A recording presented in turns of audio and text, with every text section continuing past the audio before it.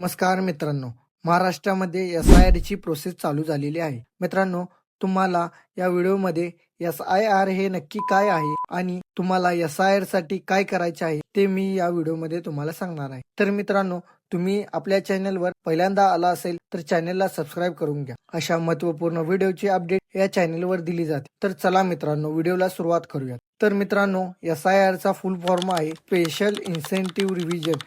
तर यात काय केले जाते, मतदार यादीतील जे नावे आहेत त्यांचं व्हेरिफिकेशन केले जाते आणि अपडेट सुद्धा केले जाते.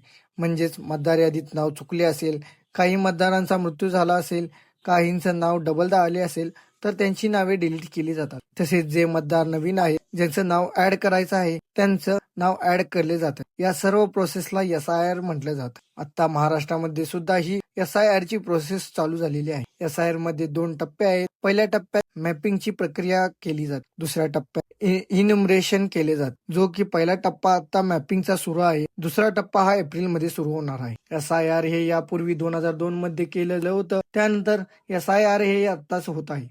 2002च्या मतदार यादीतील रेफरन्स घेऊनच यातील त्रुटी सुधारणा, ऍड करणे, नाव कमी करणे हे काम होणार आहे. तर या कामासाठी शासनातर्फे BLO ची निवडणूक केली आहे. तर मित्रांनो, तुम्हाला 2002च्या यादीतील नाव कसं पाहायचं आणि BLO ला कॉन्टॅक्ट कसा करायचा, तर ही सर्व माहिती मी तुम्हाला या व्हिडिओमध्ये सांगणार आहे.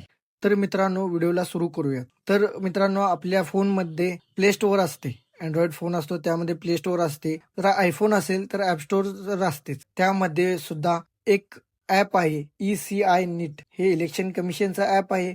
हे आपल्याला इन्स्टॉल करायचं आहे. इन्स्टॉल करून ओपन करायचे आहे. तुम्हाला ओपन केल्यावर तुम्हाला वर 2 नंबरचा एक चौकोन बॉक्स दिसेल. यावर लिहिलेले असेल search your name last SIR. या बॉक्सवरती क्लिक करा. क्लिक केले की इथे तुम्हाला एक पेज ओपन होईल आणि तो पेज ओपन झाला की त्यावर फॉर्म आहे. हा फॉर्म व्यवस्थित भरून घ्यावा. त्यामध्ये तुमचा स्टेट विचारला आहे, महाराष्ट्र स्टेट सिलेक्ट करा. त्यानंतर तुमचा जिल्हा विचारला आहे, तो जिल्हा सिलेक्ट करा. त्यानंतर असेंब्ली म्हणजे मतदारसंघ कोणता आहे तो सिलेक्ट. एवढं झाल्यानंतर मित्रांनो, तुमचं नाव येत नसेल तर तुमच्या वडिलांचं किंवा आईचं नाव टाकून किंवा तुमच्या कुटुंबातील कोणत्याही व्यक्तीचं नाव टाकून सर्च करायचं आहे. सर्च केल्यानंतर यादी येईल. त्या यादीतील तुमच्या कुटुंबातील कोणाकोणाचे नाव आहे ते तपासावे. याचं स्क्रीनशॉट काढावं आणि तुम्ही ही माहिती स्क्रीनशॉट काढल्यानंतर BLO ला पाठवायची आहे. तुम्हाला ही प्रोसेस झाल्यानंतर तुम्हाला आता 2025-26च्या यादीतील नाव शोधायचं आहे. त्यासाठी ती ऍप आहे त्याच्या आणि फ्रंट पेजवर त्यावर 4 नंबरचा ऑप्शन आहे search your name in voter list. यावर क्लिक करायचे आहे. यावर क्लिक केल्यावर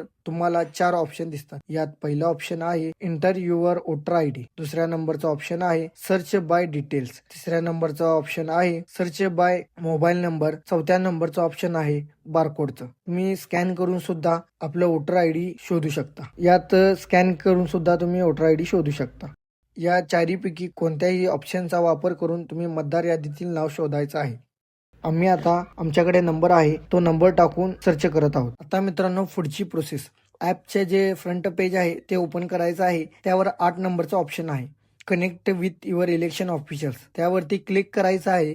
तुमचा मतदान नंबर आत्ताचा आहे तो टाकायचा आहे आणि सर्च करायचा आहे. नो युअर BLO हा ऑप्शन तुम्हाला तेथे दिसेल. पहिलाच ऑप्शन आहे. त्या बॉक्सवरती क्लिक करायचं आहे. तुमचं बूथ लेवल ऑफिसर आहे त्याचा डायरेक्ट कॉन्टॅक्ट नंबर दिसेल. त्यावर डिटेल्स दिसतील. तुम्ही त्यांना कॉल करा. त्यांच्या व्हॉट्सअप नंबरवरती तुम्ही 2002चं जे तुमचं मतदानाचं यादीचं स्क्रीनशॉट काढला आहे आणि 25-26च्या यादीतील स्क्रीनशॉट तुम्ही BLO ला पाठवून द्या. ते तुमचे मॅपिंग करून घेतील. तर हा माहितीचा व्हिडिओ आवडला असेल तर शेअर करा. काही अडचण आल्यास कमेंट करा. धन्यवाद.